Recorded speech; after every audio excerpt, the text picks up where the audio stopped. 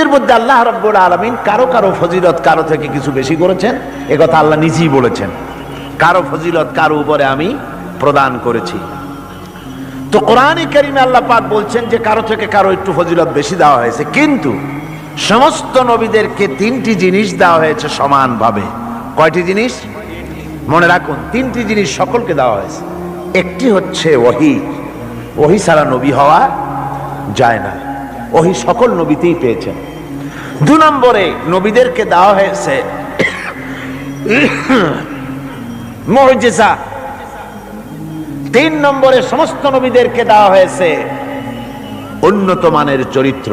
একটা হচ্ছে ওহী, একটা মুজিজা, আর একটা উন্নত মানের চরিত্র। ওহী তো বুঝিনি, ওহী কি? ওহী হচ্ছে আল্লাহর বাণী। ওহীটা কি? আল্লাহর বাণী। সেটা নাজিলের পদ্ধতি কি?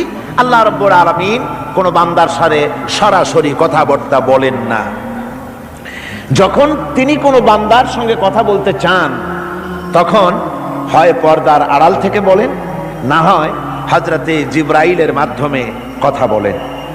তো এভাবে করে ওহী দিয়েছেন সমস্ত নবীদেরকে। আর একটা দিয়েছেন মুজিজা।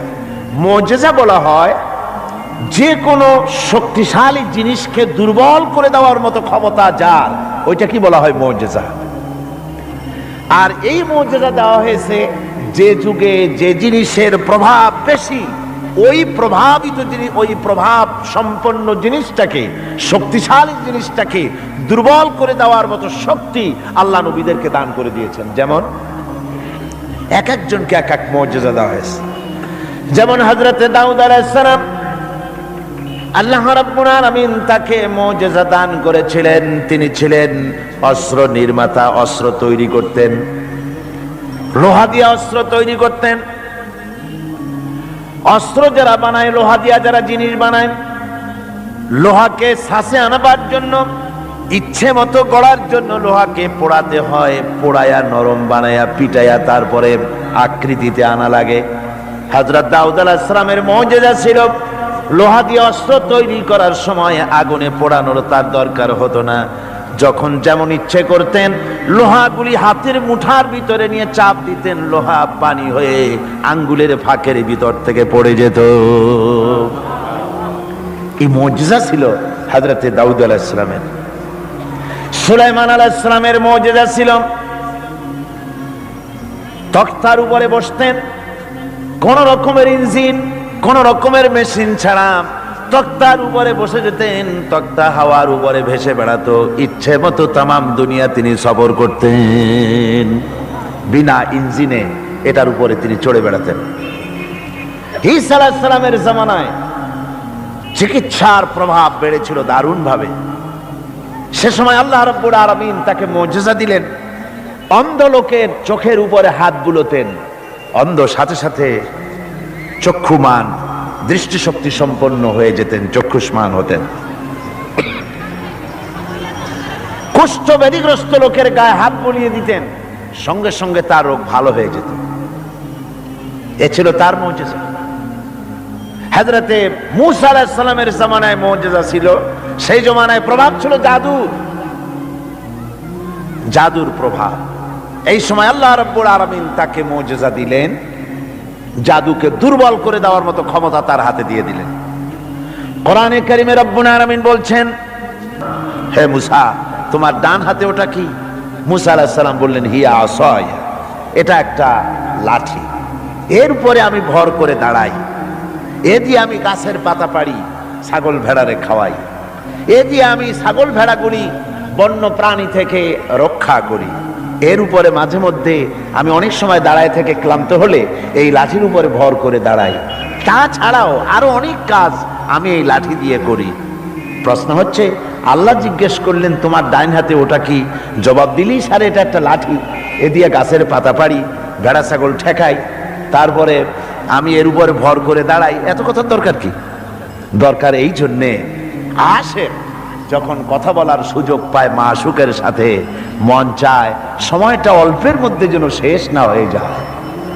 এখানে আশেক হচ্ছেন হযরতে মূসা আলাইহিস সালাম, মাশূক হচ্ছেন আল্লাহ সুবহানাহু ওয়া তাআলা।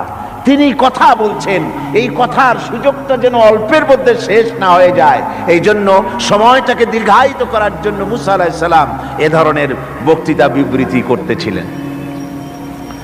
আল্লাহ রাব্বুল আলামিন বললেন, মুসা রে, তুমি বলেছো এটা লাঠি, আর লাঠির ফজিলত তুমি বর্ণনা করেছো, এছাড়াও লাঠির মধ্যে আর একটা কুদরত আছে, তুমি জানো না? তুমি তোমার হাতের লাঠিটা ছেড়ে দাও। লাঠি তিনি ছেড়ে দিলেন, একটা বিরাট অজগর হয়ে গেল। মুসা আলাইহিস সালাম ভয় পেলেন। আল্লাহ বললেন, ভয় পেও না, খুযহা ওয়ালা তাখাফ, ভয় পেও না, এটাকে ধরো। মুসা আলাইহিস সালাম দেখলেন আল্লাহ বলতেছেন ভয় পেও না, এরপর তো ভয় করাই উচিত না। মুসা আলাইহিস সালাম ধরলেন, সাথে সাথে সাপ কি হয়ে গেল? লাঠি হয়ে গেল। আমি পুরা ঘটনা বলবো না, মুজিজার কথাটাই বলতেছি। এরপরে যখন ফেরাউন তার জাদুকরদের নিয়ে জাদুর প্রদর্শনী করলো, জাদুকরেরা তাদের হাতের কাছে যা কিছু ছিল মন্ত্রপুত করলো, সেগুলি সিংহ হলো, বাঘ হলো, সরীসৃপ হলো, মুসা আলাইহিস সালামের উপরে ঝাঁপায় পড়লো। হযরতে মুসা আলাইহিস সালাম ভয় পেয়ে গেলেন। আল্লাহ রাব্বুল আলামিন বললেন, মুসা রে, ভয় পাওয়ার কোনো কারণ নাই, তোমাকে বাতিলের বিরুদ্ধে ময়দানে নামাইয়া তোমাকে একা আমি ছেড়ে দেই নাই, আমি আল্লাহ রাব্বুল আলামিন তোমার সাথে আছি, তুমি তোমার হাতের লাঠি ছেড়ে দাও। মুসা আলাইহিস সালাম লাঠি ছাড়লেন, তো সাপ হয়ে গেল। সাপ হয়ে যখন হা করেছে, ফেরাউনের জাদুকরদের তৈরি করা বাঘ, সিংহ, সাপ সব গিয়ে মুসা আলাইহিস সালামের এই লাঠি মার্কা সাপের পেটের মধ্যে গিয়ে ঢুকলো। জাদুকরেরা মনে করলো আমরা যেটা দেখাইছি সেটা নিশ্চয়ই জাদু। মুসা আলাইহিস সালাম যেটা দেখাইছেন এটা জাদু হতেই পারে না, কারণ হচ্ছে জাদু খেয়ে ফেলে দেয়, ওটা জাদু হয় কি করে? এটা জাদু না, এটা জাদুর চাইতে বড় কোনো জিনিস, জাদুর বাবা অথবা দাদা, এই জাতীয় কিছু একটা হবে। বন্ধুগণ, এর নাম মুজিজা। এর নাম কি? মুজিজা। রাসূল পাক সাল্লাল্লাহু আলাইহি ওয়াসাল্লাম যখন পৃথিবীতে আসেন, তখন ছিল সাহিত্যের প্রভাব। সাহিত্য এত প্রভাবিত, তখন প্রভাব বিস্তার করেছে যে তারা কবিতা রচনা করে করে, সাহিত্য রচনা করে করে কাবা শরীফের সাথে লটকায় দিত, চ্যালেঞ্জ করত, পারলে এইটার সাথে মোকাবেলা করো। সেই যুগে আল্লাহ পাক নাজিল করলেন কোরআন। রাসূল পাক সাল্লাল্লাহু আলাইহি ওয়াসাল্লামের জীবনে 3000 মুজিজা রয়েছে। এই 3000 মুজিজার ভিতরে রাসূলুল্লাহ সবচেয়ে বড় মুজিজা হচ্ছে কোরআন, কোরআনে কারীম। কোরআনের মুজিজা আল্লাহ দিয়ে দিলেন, এমন সাহিত্য আল্লাহ পাক নাজিল করলেন, সাহিত্য, কবিত্ব সব কিছু এর সামনে মাথা নত করে দিল। শুধু সেকালে নয়, সেই কালে, আজকের কালে, ভবিষ্যৎ কালে, কিয়ামত পর্যন্ত কোরআনের সাহিত্যিক মানকে উতরে যাবে, এমন সাহিত্যিকের জন্ম হয় নাই, হবেও না। সুবহানাল্লাহ। আমি বলতেছিলাম, নবীদেরকে 3টা জিনিস দেওয়া হয়েছে সমানভাবে। ওহী দেওয়া হয়েছে, মুজিজা দেওয়া হয়েছে, উন্নত মানের চরিত্র দেওয়া হয়েছে। হযরতে দাউদ আলাইহিস সালামকে যে মুজিজা দেওয়া হলো, দাউদ আলাইহিস সালাম ইন্তেকাল করলেন, মুজিজা তার কবরে চলে গেল। আজ আর পৃথিবীতে কোনো মানুষ লোহা ধরে চাপ দিলে পানি হয়ে পড়ে যাবে না। সুলাইমান আলাইহিস সালাম ইন্তেকাল করলেন, মুজিজা কবরে নিয়ে চলে গেলেন। আজ আর পৃথিবীর কোনো মানুষ বিনা ইঞ্জিনে তক্তায় বসলে প্লেনের মতো করে আর উড়বে না। হযরতে মুসা আলাইহিস সালাম ইন্তেকাল করেছেন, মুজিজা তার কবরে চলে গেছে। আজ আর যত ফুফা দেওয়া হোক না কেন, কোন ফুতে লাঠি আর সাপ হবে না। কি বলেন, লাঠি আর সাপ হবে কারো? হবে না। হযরত ঈসা আলাইহিস সালাম দুনিয়া থেকে বিদায় হয়ে গেলেন, মুজিজা তার সাথে চলে গেল। হযরত ঈসা আলাইহিস সালামকে আল্লাহ রাব্বুল আলামিন উঠায় নিলেন। তিনি ইন্তেকাল করেন নাই, তাকে আল্লাহ উঠায় নিয়েছেন। হযরত ঈসার সাথে মুজিজাও চলে গেল। আজ আর কেউ জন্মদের চোখের উপরে হাত বুলালে চোখ ভালো হয় না, তার মানে নবীরাও শেষ, মুজিজাও শেষ। একজন মাত্র নবী জনাবে মুহাম্মদ রাসূলুল্লাহ সাল্লাল্লাহু আলাইহি ওয়াসাল্লাম ইন্তেকাল করেছেন, কিন্তু তার মুজিজা কবরে নিয়ে যান নাই, তার মুজিজা কোরআন আজও আছে, আর কিয়ামত পর্যন্ত রাসূলুল্লাহর মুজিজা থাকবে। রাসূল পাক সাল্লাল্লাহু আলাইহি ওয়াসাল্লামের এই মুজিজা চিরন্তন, শাশ্বত, কিয়ামত পর্যন্ত তা টিকে থাকবে। সুবহানাল্লাহ পড়ে। আমার ভাইরা, সে কোরআন আপনারা শুনতে এসেছেন, লাইলাতুল মেরাজে অবতীর্ণ করেছেন আর হেফাজতের দায়িত্ব নিয়েছেন। কোরআনে কারীম কখনো বিনষ্ট হবে না, কখনো রদবদল হবে না। কোরআন হেফাজতের দায়িত্ব কার? আল্লাহ রাব্বুল আলামিন বলছেন, কোরআন নাযিল করেছি আমি আল্লাহ, আর এর সংরক্ষণের সম্পূর্ণ দায়িত্ব আমি আল্লাহ আমার নিজ হাতে গ্রহণ করেছি। না, কখনো রদবদল হবে না। কোরআন হেফাজতের দায়িত্ব কার? আল্লাহ রাব্বুল আলামিন বলছেন, কোরআন নাযিল করেছি আমি আল্লাহ, আর এর সংরক্ষণের সম্পূর্ণ দায়িত্ব আমি আল্লাহ আমার নিজ হাতে গ্রহণ করেছি। নাযিল করেছি আমি, হেফাজতের দায়িত্ব আমার। সুবহানাল্লাহি ওয়া বিহামদিহি। হেফাজতের দায়িত্ব আল্লাহ নিয়ে নিলেন। কি সুন্দরভাবে হেফাজতের দায়িত্ব নিলেন। পৃথিবীতে কোনো কিতাবের হাফেজ নাই, কোনো বই হাফেজ নাই। কোন এত বড় একটা কিতাব, এটা কি সহজ ব্যাপার? এত বড় একটি কিতাব তা মানুষ মুখস্থ করেছে। আপনি আমাকে বলেন, যদি জানা থাকে, কোরআনের মতো এত বাক্য সম্বলিত কোন বই পৃথিবীর মানুষ, কোন ধর্মের মানুষ মুখস্থ করতে পেরেছে? জোরে বলেন, পেরেছে? পারে, কিন্তু কোরআন পেরেছে। আল্লাহ বলছেন, আমি সহজ করে দিছি মুখস্থ করার জন্য, তাই পেরেছ। কি সুন্দর হেফাজতের দায়িত্ব আল্লাহ নিলেন। এই গত অগস্ট, সেপ্টেম্বর, অক্টোবরে আমার লন্ডনে ইংল্যান্ডের সফর ছিল। তো একটা মাদ্রাসায়, ক্যানন স্ট্রিট এর এক মাদ্রাসার হেফজখানার একটা কি বলে তাহফিজুল কোরআন মাদ্রাসার বার্ষিক মাহফিলে বক্তৃতা করছিলাম। বিভিন্ন জায়গায় কোরআনে কারীমের মাহফিলে, হেফজখানায় ইংল্যান্ডে আলহামদুলিল্লাহ অনেক হেফজখানা হয়েছে। টাইটেল মাদ্রাসা 3টা হয়েছে সেখানে, আলহামদুলিল্লাহ পড়ে 3টা টাইটেল মাদ্রাসা হয়েছে। Islamic kindergarten school, high school, college এর সংখ্যা হয়েছে 30টি, আর হাজার হাজার মসজিদ হয়েছে, আলহামদুলিল্লাহ পড়ে। তো এরকম একটি হেফজখানার তারা তাদের বার্ষিক মাহফিল আমাকে দাওয়াত দিয়েছে। ওই হাফেজদের মাথায় পাগড়ি দস্তরবন্দি করতে হবে, তো আমাকে দাওয়াত দেওয়া হলো। একটা ছেলের মাথায় পাগড়ি পরালাম, তার বয়স খুব, আমার মনে হলো 8 বছর হবে, কোরআনে কারীমের হাফেজ হয়েছে।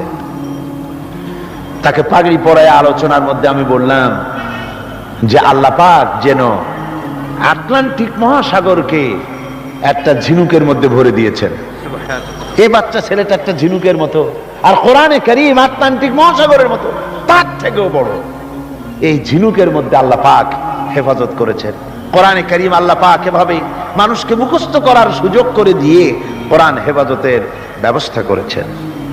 এই কোরআনে কারীম যার উপরে অবতীর্ণ হয়েছে, তিনি হচ্ছেন বিশ্বের সর্বকালের, সর্বযুগের সর্বশ্রেষ্ঠ মহামানব। তিনি হচ্ছেন বিশ্ব নবী জনাবে মুহাম্মদ রাসূলুল্লাহ, সবাই বলেন সাল্লাল্লাহু আলাইহি ওয়াসাল্লাম। তারই মেরাজের রাত আজকে। পৃথিবীর কোন পয়গম্বরের মেরাজ হয়নি, একমাত্র হুজুরের মেরাজ হয়েছে। তার কারণ হুজুরের সম্মান সবচাইতে বেশি। সবচাইতে সম্মান কার বেশি? একটু জিকির করেন জোরে সোরে, লা ইলাহা ইল্লাল্লাহ। জাযাকাল্লাহ।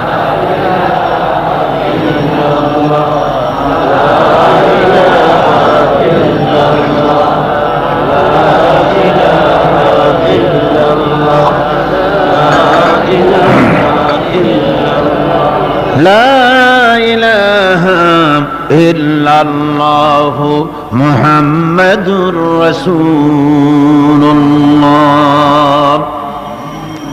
রাসূলের মেরাজ পৃথিবীর কোন পয়গম্বরের কিসমতে যা হয়নি, তাই হয়েছে রাসূলের কিসমতে। ধুলির ধরা থেকে একজন মানুষকে, একটা স্থূল ওজনদার একজন মানুষ, জড়দেহ, এই মানুষকে পৃথিবীর মাটি থেকে মহাশূন্য পাড়ি দিয়ে কেমনি নিয়ে গেল আকাশে, এ নিয়ে বহুত প্রশ্ন হয়েছে। কেউ কেউ মেরাজকে অস্বীকার করেছে, কেউ বলেছে হ্যাঁ মেরাজ মানি, তবে মেরাজ সশরীরে হয় নাই, মেরাজ হয়েছে স্বপ্নে। আবার কেউ বলেছেন মেরাজ হয়েছে এটা একটা আত্মিক ব্যাপার, স্পিরিচুয়াল ব্যাপার, সশরীরে মেরাজ। অনেক অস্বীকার করেছেন। তাদের যুক্তি হলো যে ল অফ গ্রাভিটেশন, মাধ্যাকর্ষণ শক্তি পাড়ি দিয়ে একটা স্থূল জড় শরীর, এটা উঠলো কি করে? এটা তো ওঠার কথা নয়। আপেল গাছ থেকে আপেলটা ছিঁড়ে যখন পড়ে তখন তো উপরে যায় না, সেটা মাধ্যাকর্ষণ শক্তির বলে নিচে নামে, উপরে তো যায় না। কাজে মাধ্যাকর্ষণ শক্তি ল অফ গ্রাভিটেশনকে পার হয়ে কি করে একটা মানুষ উপরে চলে গেল? এ হলো 1 নম্বর প্রশ্ন, যারা অস্বীকার করে তাদের প্রশ্ন। 2 নম্বরে তাদের প্রশ্ন যে বুঝলাম না হয় কোনো কায়দা করে গেলেন, যায়া সে কি ঘরের কাছের ব্যাপার? কোথায়? এখান থেকে চাঁদ হলো 2,32,000 মাইল, সূর্য হলো 9,30,00,000 মাইল, তারপরে মিল্কি ওয়ে, গ্যালাক্সি, এগুলি তারকার রাজ্য, উপগ্রহের রাজ্য, গ্রহের রাজ্য। তারা বলছে এটা একটা কথা নাকি? ওদের মাথায় ঢোকে না, বিশ্বাসই করতে চায় না। হুজুর ফিরে এসে যখন বসেছেন, তারপরে আবু জাহেল এসে তো বলছে যে মুহাম্মদ সাল্লাল্লাহু আলাইহি সাল্লাম প্রত্যেক দিনই তো নতুন নতুন কথা কও, আজকে কোনো নতুন কথা আছে নাকি? হুজুর বলছেন হ্যাঁ কথা আছে। কি বলে? এই যে শেষ রাত্রে আমার ফুফু উম্মু হানির ঘরের থেকে জিবরাইল এসে আমারই নিয়ে গেল, বাইতুল মাকদাসে গেলাম, 2 রাকাত নামাজ পড়লাম, এরপরে ওইখান থেকে আমাকে 7 আকাশ পাড়ি দেওয়া হলো, মহাশূন্য পাড়ি দিয়ে 7 আকাশ পাড়ি দিয়ে তারপরে আরশে আজিমে গেলাম, আল্লাহর সঙ্গে কথা বললাম, বেহেশত দোজখ দেখলাম, এরপরে এই যে আইসা কেবল ফজর পড়ে বসছি। আবু জাহেল কয় যে সর্বনাশ, খাইছে। এতদিন মনে করছিলাম তুমি পাগল, কিন্তু কোনো সবুত ছিল না, আর আজকে দলিল মিলে গেল, প্রমাণ মিলে গেল তুমি একটি বদ্ধ পাগল। জোরে কর নাউযুবিল্লাহি মিন যালিক। আবু জাহেল মনে মনে খুব খুশি হলো, বলল মুহাম্মদ সাল্লাল্লাহু আলাইহি ওয়াসাল্লাম তুমি কি অনুমতি দিবে? তুমি যেভাবে এই ঘটনা বললে এটা আমি মানুষকে বলে বেড়াই, অবশ্যই তুমি যাও বলে আসো। আবু জাহেল মনে করলো এটাই হলো গোল্ডেন অপরচুনিটি, এটাই হলো সুবর্ণ সুযোগ। তার সবচাইতে বেশি ভক্ত এবং অত্যন্ত আন্তরিক অন্তরঙ্গ বন্ধু হযরত আবু বকর, এই লোকটাকে খসাতে পারলেই বাজিমাত হবে। তার বাড়ি গিয়ে বলছেন আবু বকর শুনেছে বলে কি? কয় যে মুহাম্মদ সাল্লাল্লাহু আলাইহি সাল্লাম পাগল হয়ে গেছে। বলে কিরকম? কয় যে এই সব কথা তিনি বলতেছেন এখন। হযরত আবু বকর বলছেন আবু জাহেল তুমি যা বললে আমার রাসূল কি হুবহু এরকম বলেছেন? আবু জাহেল বলছে হ্যাঁ ঠিক এরকমই বলেছে। হযরত আবু বকর বলছেন আবু জাহেল শোনো, হুজুর সত্য বলেছেন, নিঃসন্দেহে তার মেরাজ হয়েছে, কোনো সন্দেহ নাই। হযরত আবু বকর আবু জাহেলকে ধরে নিয়ে আসলেন কাবা শরীফে, মসজিদে হারামে এসে বলছেন হুজুর আমি এই আবু জাহেলের কাছে শুনলাম আপনি নাকি কি কি বলেছেন। হুজুর মেরাজের ঘটনা শোনালেন। হযরত আবু বকর বললেন আপনি সত্য বলেছেন। হুজুর বলেন আবু বকর তুমি আজ থেকে সিদ্দিক। সুবহানাল্লাহ। ভাইরা, মেরাজকে অনেকেই অস্বীকার করেছে, আর অস্বীকার করার যুক্তি কারো কারো থাকতে পারে যাদের ঈমান দুর্বল। কি করে সম্ভব? সজাগ করিয়া কিভাবে এই হাজার হাজার লক্ষ কোটি কোটি মাইল পাড়ি দিয়ে কিভাবে নিয়ে গেল, এটা কেমনে সম্ভব? এটা মানুষের মাথায় সহজে ঢুকবে না। মানুষের মাথায় সহজে ঢুকবে কোন? কি বলেন ঢুকবে? বিষয়টা খুবই কঠিন, বিষয়টা সহজে মানুষের মাথায় ঢুকবে না। এই জন্যে ঘটনাটা যেখানে আল্লাহ শুরু করেছেন, তিনি ঘটনাটা বর্ণনা দিচ্ছেন এইভাবে, ঘটনাটার বিবরণ দিচ্ছেন আল্লাহ এভাবে, শুরু করছেন সুবহানাল্লাযী আসরা বিআবদিহি, সমস্ত অক্ষমতা দুর্বলতা থেকে মুক্ত সেই মহান সত্তা যিনি তার বান্দাকে ইসরা করিয়েছেন লাইলান, লাইলান রাতের একটি অংশ, পুরা রাত লাগে নাই, রাতের একটি অংশে তার বান্দাকে তিনি ইসরা করিয়েছেন। মিনাল মসজিদিল হারাম ইলাল মসজিদিল আকসা, মসজিদে হারাম থেকে মসজিদে আকসা পর্যন্ত রাতের একটি অংশে ইসরা করিয়েছেন। রাতের ভ্রমণকে আরবিতে ইসরা বলা হয়। আর এই বাইতুল মুকাদ্দাস থেকে আরশে আজিম পর্যন্ত ভ্রমণের নাম হচ্ছে মেরাজ, সিঁড়ি। সেই সিঁড়িটা কিরকম হবে পরে বলছি। এখানে বলা হচ্ছে তোমরা তো জিনিসটাকে কঠিন মনে করো, যেটা কি করে সম্ভব, এটাকে কঠিন মনে করো, অসম্ভব মনে করো, কিন্তু কাজটা ঘটায়ছেন এমন এক সত্তা সুবহান, যিনি সমস্ত দুর্বলতা অক্ষমতা থেকে মুক্ত, মহান শক্তিশালী আল্লাহ ঘটনাটা ঘটায়ছেন। কাজী তোমাদের এই চিন্তা কেন, যেটা কি করে হলো? কাজটা কে ঘটায়ছেন? আল্লাহ সুবহানাহু ওয়া তাআলা তিনি ঘটায়ছেন। তার জন্য এগুলি কি কোনো অসম্ভব ব্যাপার? বলুন, এটা কি কোনো অসম্ভব ব্যাপার? নিশ্চয়ই কোনো অসম্ভব ব্যাপার না। বিজ্ঞানের দৃষ্টি দিয়ে, বৈজ্ঞানিক দৃষ্টিভঙ্গিতে এবং দর্শন দিয়ে আমি আপনাদেরকে বিষয়টা অনেকক্ষণ দৃষ্টান্ত দিতে পারবো। সে ধরনের মাল মশলা আমার কাছে মজুদ আছে, যে রাসূল পাক সাল্লাল্লাহু আলাইহি ওয়াসাল্লামকে মেরাজ হয়েছিল বিজ্ঞান এবং দর্শন দিয়ে বোঝানো যেতে পারে। কিন্তু এই যুক্তি, এই তত্ত্ব, এই তথ্যের কোন যুক্তি নাই, যেহেতু আল্লাহ নিজে বলেছেন সুবহানাল্লাযী আসরা বিআবদিহি লাইলাম মিনাল মাসজিদিল হারাম। এই ঘটনা ঘটায়ছেন তিনি, যার ক্ষমতার ভিতরে কোনো দুর্বলতা নাই, যার ক্ষমতা মুহাইয়া করতে পারে এমন ক্ষমতা কারো নাই, যিনি প্রচন্ড ক্ষমতার মালিক, অক্ষমতা তাকে স্পর্শ করে না, সেই মহান আল্লাহ এটা ঘটায়ছেন। সুতরাং যুক্তি প্রমাণের কোনো প্রয়োজন নাই, আল্লাহ নিজে বলছেন ঘটনাটা আমি ঘটাইছি। সুবহানাল্লাহ। তারপরে বলা হচ্ছে যে তিনি ফিরে এলেন, ওই যে বোরাক, হাদিস শরীফে এসেছে বোরাকে করে তাকে নেওয়া হয়েছে। তো বোরাকে করে নেওয়া হয়েছে, বোরাকটা কেমন? সেই বোরাক আমরা আবার বানাইছি, আমাদের তো বুদ্ধি কম না, আমাদের দেশের লোকের আবার বোরাক বানায় ছাড়ছে। ঘোড়ার মতো বডি, মানুষ মেয়ে লোকের মতো একটা মাথা, খুব সুন্দর চুপ, তারপরে চুল টুল ঝুলানো, এরকমের দুইটা ডানা আছে ঘোড়ার পিঠের উপরে, নিচে লেখা আছে হাযা বুরাকুন নবী সাল্লাল্লাহু আলাইহি ওয়াসাল্লাম। আর এইটাকে বরকতের জন্য মুসলমানেরা ঘরের মধ্যে টানায় রাখে। দেখছেন আপনারা এরকম? এরপরে আবার আরো একটা জিনিস বরকতের জন্য ইদানিং বেরিয়েছে, 15 টাকা 20 টাকা বিক্রি হয়, সুন্দর সুন্দর অফসেট পেপারে হুজুর সাল্লাল্লাহু আলাইহি ওয়াসাল্লামের পাগড়ি, হুজুর সাল্লাল্লাহু আলাইহি ওয়াসাল্লামের পায়ের জুতা, তারপরে হুজুর সাল্লাল্লাহু আলাইহি ওয়াসাল্লামের হাতের লেখা চিঠি, কই কই থেকে এগুলি সংগ্রহ করে এগুলি বিক্রি করার ব্যবস্থা করছে, লোকেরা বরকতের জন্য এগুলি রাখতেছে। হুজুর সাল্লাল্লাহু আলাইহি ওয়াসাল্লামের পাগড়ির কোনো ছবি পৃথিবীর কোনো মানুষের কাছে থাকার কোনো প্রমাণ নাই। সুতরাং এগুলি বাজে, এগুলি কিনে রেখে বরকতের জন্য এগুলি রাসূলকে তাওহীন করা হয়, এর দ্বারা ইজ্জত করা হয় না। রাসূলের পাগড়ি 20 টাকা দিয়ে কিনবেন আপনি? আজীব তামাশা। বোরাক বানানো হয়েছে। বোরাক হচ্ছে কি? বোরাক হচ্ছে, অর্থাৎ যে জানে করে তাকে নেওয়া হয়েছিল সেটা ছিল বোরাক বারকুন থেকে, বৈদ্যুতিক শক্তি সম্পন্ন, এমন বৈদ্যুতিক শক্তি। বিদ্যুৎ তো আলো, বিদ্যুৎ কি? তা আলো। আর আলোর শক্তি কত? আলোর গতি হচ্ছে প্রতি সেকেন্ডে 1,86,000 মাইল। এটা হলো আলোর গতি। আল্লাহ পাক রাসূলকে যে জানে করে নিয়েছিলেন সেটা ছিল এই ধরনের একটি গতি, প্রচন্ড গতি সম্পন্ন একটি যান। এই জানে করে আল্লাহ তাকে নিয়ে গেলেন, তারপরে তাকে ফেরত দিলেন। এসে তিনি দেখলেন যে উযু করে গেছিলেন, সেই উযুর পানি তখনও গড়াচ্ছে। এটা কি করে সম্ভব? এটা সম্ভব এইভাবে সম্ভব। আমি একটা দৃষ্টান্ত শুধু দিতে বাধ্য হচ্ছি, দৃষ্টান্ত দেওয়ার কোনো প্রয়োজন পড়ে না, যেহেতু কাজটা আল্লাহ করেছেন। কাজটা কে করেছেন? বোঝার জন্য ছোট্ট একটা দৃষ্টান্ত দেই, তাহলে বুঝতে একটু সুবিধা হবে। যেমন আমাদের দেশে বিভিন্ন সময় বিভিন্ন দেশ থেকে রাষ্ট্রপ্রধানরা আসে।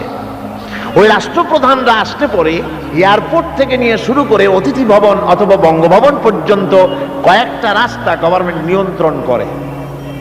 এই রাস্তাসমূহে ট্রাফিক চলাচল বন্ধ করে দেওয়া হয়। পত্র পত্রিকায়, রেডিও, টেলিভিশন ঘোষণা করে যে রাষ্ট্রীয় অতিথি বিমানবন্দর থেকে শুরু করে তার অতিথি ভবন পর্যন্ত না যাওয়াকালীন এই রাস্তায় সাধারণ যানবাহন চলাচল করবে না, বেলা এতটা থেকে এতটা পর্যন্ত বন্ধ থাকবে। তারপরে মেহমান চলে গেল, মেহমান নামলো, গাড়িতে উঠলো, মোটর শোভাযাত্রা সহকারে তাকে অতিথি ভবন অথবা বঙ্গভবন নিয়ে যাওয়া হলো। এরপরে স্বাভাবিক প্রক্রিয়া, আবার ট্রাফিক চলাচল শুরু হয়ে গেল। এই রাস্তাসমূহে ট্রাফিক চলাচল বন্ধ করে দেওয়া হয়। পত্র পত্রিকায়, রেডিও, টেলিভিশন ঘোষণা করে যে রাষ্ট্রীয় অতিথি বিমানবন্দর থেকে শুরু করে তার অতিথি ভবন পর্যন্ত না যাওয়া কালীন এই রাস্তায় সাধারণ যানবাহন চলাচল করবে না। বেলা এতটা থেকে এতটা পর্যন্ত বন্ধ থাকবে। তারপরে মেহমান চলে গেল, মেহমান নামলো, গাড়িতে উঠলো, মোটর শোভাযাত্রা সহকারে তাকে অতিথি ভবন অথবা বঙ্গভবন নিয়ে যাওয়া হলো। এরপরে স্বাভাবিক প্রক্রিয়া, আবার ট্রাফিক চলাচল শুরু হয়ে গেল। আমার ভাইরা, এইটা যদি পৃথিবীর সামান্য সলিমদ্দি কলিমদ্দির জন্য যদি এই ব্যবস্থা হয়, এই দুনিয়ার প্রেসিডেন্ট গুলা, এই পৃথিবীর নেতৃস্থানীয় ব্যক্তিবর্গ সলিমদ্দি কলিমদ্দি ছাড়া আর কিছুই না। আজ আছে কাল নাই, ঠিক কিনা কন? আজ আছে কাল নাই, কিন্তু এদের মাথায় সেই আকল নাই, বুঝতে চেষ্টা করে না। যেই ক্ষমতা আসে সে মনে করে বাপের বাড়ির সম্পত্তি পেয়ে গেছে, সুতরাং যত খুশি নিজের ইচ্ছে মতো শয়তানি বদমাশি চালাতেই থাকে। সেই জন্য বলছি, সলিমদ্দি কলিমদ্দি সাধারণ টাইপের মানুষ, এদের জন্য যদি ট্রাফিক চলাচল বন্ধ করে দেওয়া হয়, তাহলে কোন সাধারণ মেহমান নয়, আকাশ ও জমিনে আল্লাহর পরে সবচাইতে বড় মর্যাদা কার? রাসূলের। জোরে চিল্লায় বলতে হবে, সবচাইতে বড় মর্যাদা কার? আল্লাহর পরেই মর্যাদা। চারটিখানি কথা নয়, ভালো করে বুঝতে হবে, মাথা খাটায় বুঝতে হবে। আল্লাহর পরে সর্বশ্রেষ্ঠ মর্যাদা হচ্ছেন মুহাম্মদ রাসূলুল্লাহ সাল্লাল্লাহু আলাইহি সাল্লাম। আল্লাহর কাছে রাসূলের চাইতে বড় মেহমান আর কি কেউ আছে? আর কেউ আছে?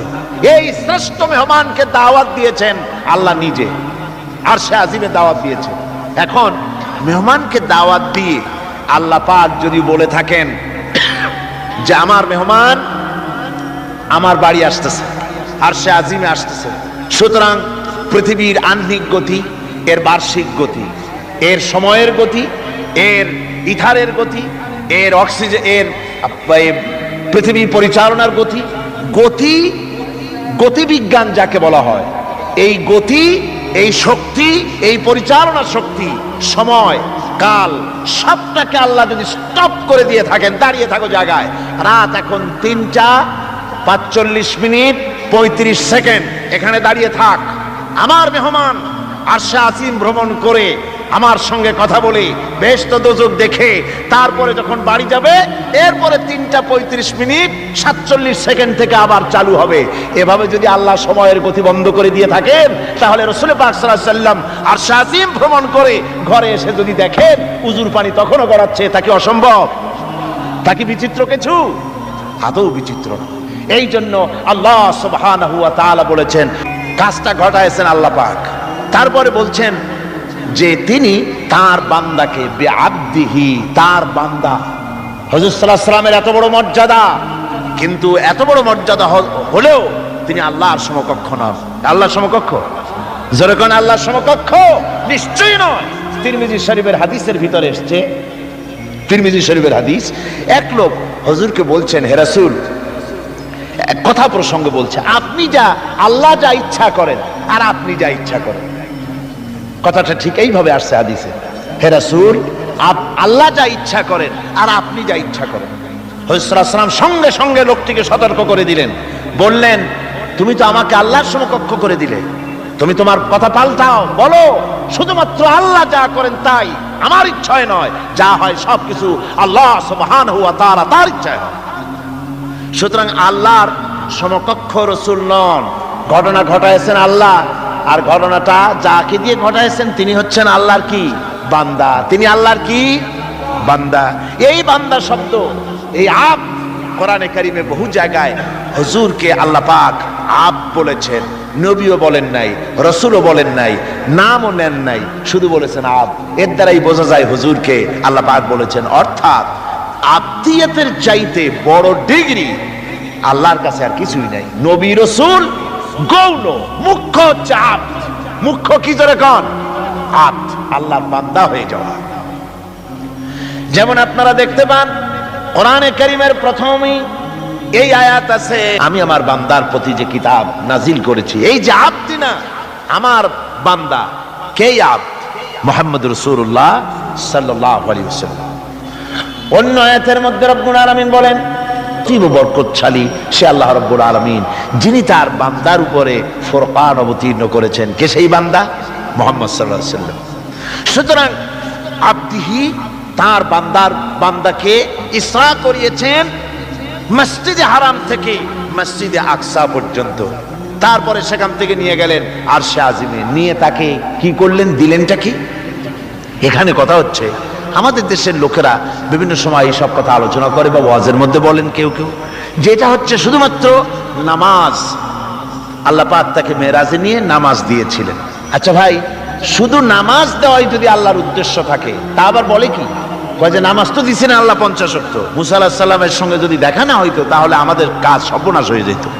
মুসা আলাইহিস সালামের সঙ্গে দেখা হওয়ার কারণে কিছুটা কনসেশন আমরা পাইছি, অন্তত 45 ওয়াক্ত তো কমছে।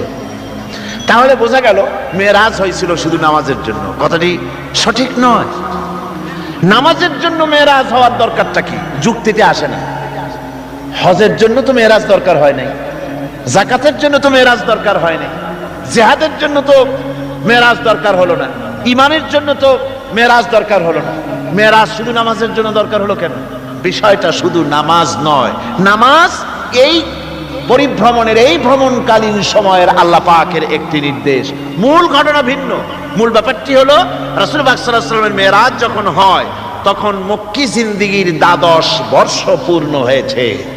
মক্কি জিন্দেগীর নবুয়তের জীবনের 1 যুগ পূর্ণ হয়ে গেছে। তাওহীদের দাওয়াত, তাবলীগের দ্বীনের কাজ একটি চূড়ান্ত পর্যায়ে এসে গিয়েছে। এখন এই তাওহীদ, রিসালাত ও আখিরাতের উপরে ভিত্তি করে একটি নতুন সমাজ গঠনের পালা এসেছে।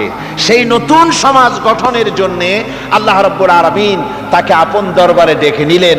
আর নতুন নতুন কিছু তথ্য, একটি নতুন স্টেট পরিচালনার জন্য যা কিছু প্রয়োজন, কিছু মূল নীতি আল্লাহ রাব্বুল আলামিন তাকে দান করালেন। আর জান্নাত এবং জাহান্নাম রাসূলের চোখে দেখিয়ে দিলেন পরিষ্কার করে, যাতে করে তিনি মানুষকে ভালো করে দেখে তিনি মানুষকে বুঝাতে পারেন। এজন্য এই দৃশ্যগুলিও রাসূলের সামনে আল্লাহ পাক তুলে ধরলেন। রাসূল পাক সাল্লাল্লাহু আলাইহি ওয়াসাল্লাম ফিরে আসার পর তাকে এই নতুন রাষ্ট্র পরিচালনার জন্য যে মূল নীতিগুলি আল্লাহ পাক তাকে দিয়েছেন, যাকে মেরাজের পেগাম বলা হয়। মেরাজের কি বলা হয়? পেগাম। সূরা বনী ইসরাইলের মধ্যে আল্লাহ পাক এই পেগামগুলি আল্লাহ পাক তাকে দান করেছেন। সেই মূলনীতিগুলি কি? সেই মূলনীতি আমি আপনাদের সামনে এখন আলোচনা করতে যাচ্ছি। আমরা মেরাজ কেমনে হলো, কিভাবে হলো, এই ঘুরপাকের মধ্যে গোলক ধাঁধায় নিজেদেরকে আটকে রাখতে চাই না। আমরা পরিষ্কার করে বিশ্বাস করি রাসূল পাকের মেরাজ হয়েছে একেবারে সশরীরে। কিভাবে হয়েছে? সশরীরে। তারপর আবার কেউ কেউ এ তর্ক তুলেছেন, কেউ বলেছেন হুজুর সাল্লাল্লাহু আলাইহি ওয়াসাল্লাম আল্লাহকে দেখেছেন, আবার কেউ বলেছেন দেখেন নাই। এই সব তর্কের মধ্যেও আমরা জড়াতে চাই না। আমরা পরিষ্কার জানি আল্লাহ পাক বলেছেন লা তুদরিকুহুল আবসার, কোন দৃষ্টি শক্তি আমি আল্লাহকে মুহাইয়া করতে পারবে না, ইহাতা করতে পারবে না। আল্লাহ রাব্বুল আলামিনকে কোন দৃষ্টি শক্তি তার চক্ষু দিয়ে দেখতে পারবে না। সুবহানাল্লাহ। হযরত মুসা আলাইহিস সালাম বলেছিলেন রব্বি আরিনি, আয় আল্লাহ আমি তোমারে দেখতে চাই। আল্লাহ পাক পরিষ্কার বলেছেন লান তারানি, লান, কখনোই দেখতে পারবে না। মুসা আলাইহিস সালাম খুব আদরের নবী ছিলেন, আবদার তুলতে লাগলেন। আল্লাহ তাকে একটা ইন্টারভিউ নিলেন, দেখতে পারবা কিনা একটা টেস্ট হয়ে যায়। আল্লাহ পাক তার নূরের তাজাল্লি নিক্ষেপ করলেন পাহাড়ের উপরে। হযরত মুসা আলাইহিস সালাম 1 সেকেন্ড মাত্র দেখলেন, সহ্য করতে পারলেন না, আল্লাহু আকবার বলে চিৎকার মেরে বেহুশ হয়ে জমিনের উপরে পড়ে গেলেন। সুতরাং আমরা ওই তর্কে যেতে চাই না যে আল্লাহ পাককে হুজুর সাল্লাল্লাহু আলাইহি ওয়াসাল্লাম দেখেছেন কি দেখেন নাই, ওইটা আমাদের মূল বিষয় নয়। আমাদের বিষয় হচ্ছে মেরাজ থেকে রাসূলুল্লাহ পেলেন কি, উম্মতের জন্য আনলেন কি, এটাই হলো আমাদের সবচেয়ে বড় প্রয়োজনীয় বিষয়। আল্লাহ পাক রাসূলকে যে জিনিসগুলি দিলেন, একটা নতুন স্টেট করতে যাচ্ছেন, ওই সময় যখন মানুষ অধিকার বঞ্চিত, যখন নারীর অধিকার নাই, যখন শ্রমিক তার শ্রমের মূল্য পায় না, কৃষক তাদের উৎপাদিত পণ্যের সঠিক দাম পায় না, নারী আর পুরুষ, নারীগুলি হয়েছে ভোগের সামগ্রী, সন্তান উৎপাদনের বিশেষ ক্ষেত্র। তারপরে মানুষে মানুষে হানাহানি, মারামারি, কাটাকাটি, অশ্লীলতা, পাপাচার, জেনা আর ব্যভিচার, সুদ, ঘুষ, এতিমকে ঠকানো, গান বাজনা ইত্যাদি দিয়ে গোটা দেশটা যখন রসাতলে, গোটা পৃথিবী যখন ত্রাহি ত্রাহি করছে মজলুম জনতা, সেই সময় ইসলামের এই নতুন স্টেটের ভিত্তি দিতে যাচ্ছেন মুহাম্মদ রাসূলুল্লাহ সাল্লাল্লাহু আলাইহি ওয়াসাল্লাম। তখন আল্লাহ পাক এই স্টেট রচনার পেছনে কতগুলি মূলনীতি আল্লাহ পাক দান করলেন, সেই মূলনীতিগুলি এখন আমি আপনাদের সামনে বলছি। আল্লাহ রাব্বুল আলামিন বলেন যে রুকুটিতে এই মূলনীতিগুলি আল্লাহ পাক দিয়েছেন, সেই রুকুটা শুরু হয়েছে এভাবে যে তোমার প্রভু চূড়ান্ত ফয়সালা এই যে আল্লাহ রাব্বুল আলামিনের দাসত্ব হবে কেবলমাত্র আল্লাহর, গোলামি হবে কার? জোরে সরে বলতে হবে, গোলামি হবে কার? আল্লাহ ছাড়া আর কারো গোলামি করা যাবে না। নতুন স্টেট তৈরি করতে যাচ্ছ, প্রথম নীতি হবে, প্রথম মূল নীতি হবে স্টেটের, প্রথম থেকে নিয়ে শেষ পর্যন্ত, রাষ্ট্রপ্রধান থেকে নিয়ে প্রজা পর্যন্ত, জীবনের সকল ক্ষেত্রে সমস্ত মানুষের জন্য এটাই হলো মূলনীতি যে আল্লাহ ছাড়া কাউকে প্রভু বলে মানা যাবে না, আল্লাহ ছাড়া কারো গোলামি করা যাবে না।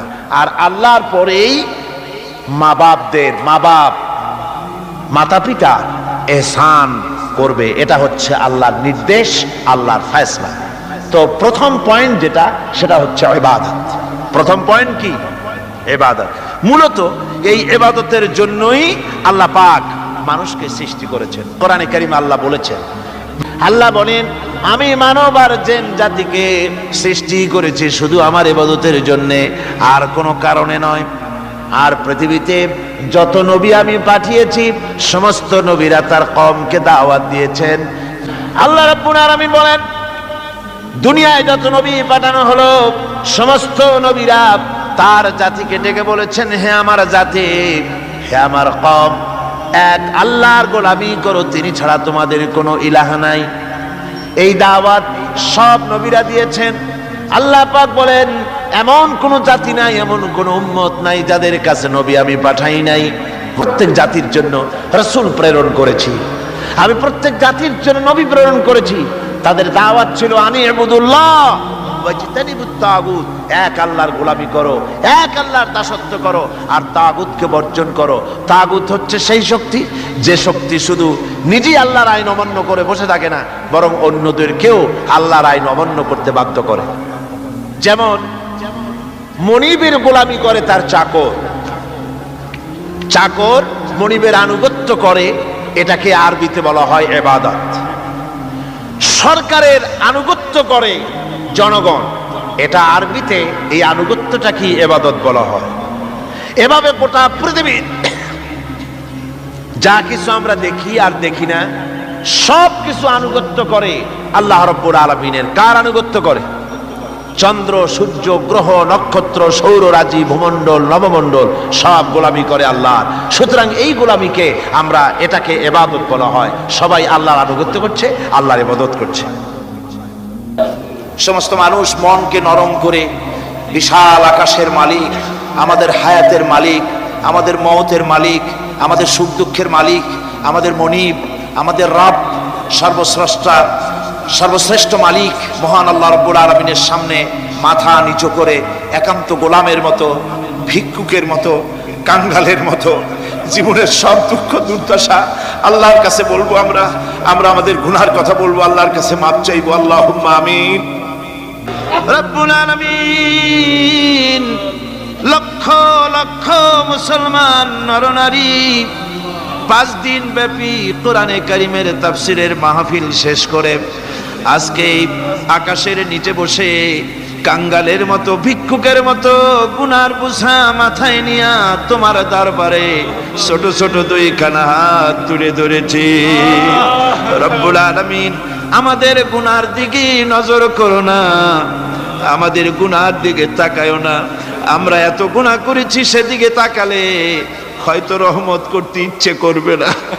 আয় আল্লাহ, আমাদের গুনার দিকে তাকায়ও না, আমাদের চোখের দিকে তাকাও, আর আমাদের মুখের কাকুতি মিনতির দিকে তাকায়া আমাদের জিন্দেগির গুনাহ আল্লাহ মাফ করে দাও।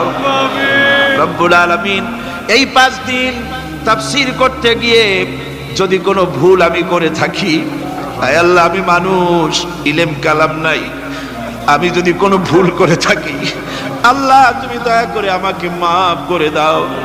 কোনো ভুল কথা যদি বলে থাকি তোমার বান্দাদের স্মৃতি থেকে তা মিটাইয়া দাও।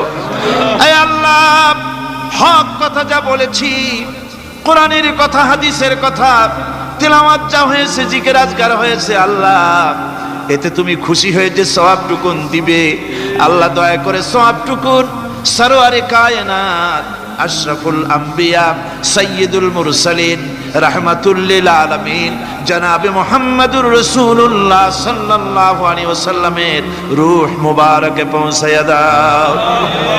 রব্বুল আলামিন तमाम পৃথিবীর মাটির নিচে যত মুমিন মুমিনাত শুয়ে আছে আল্লাহ তাদের আরো আর পরে সওয়াব পৌঁছায়া দাও।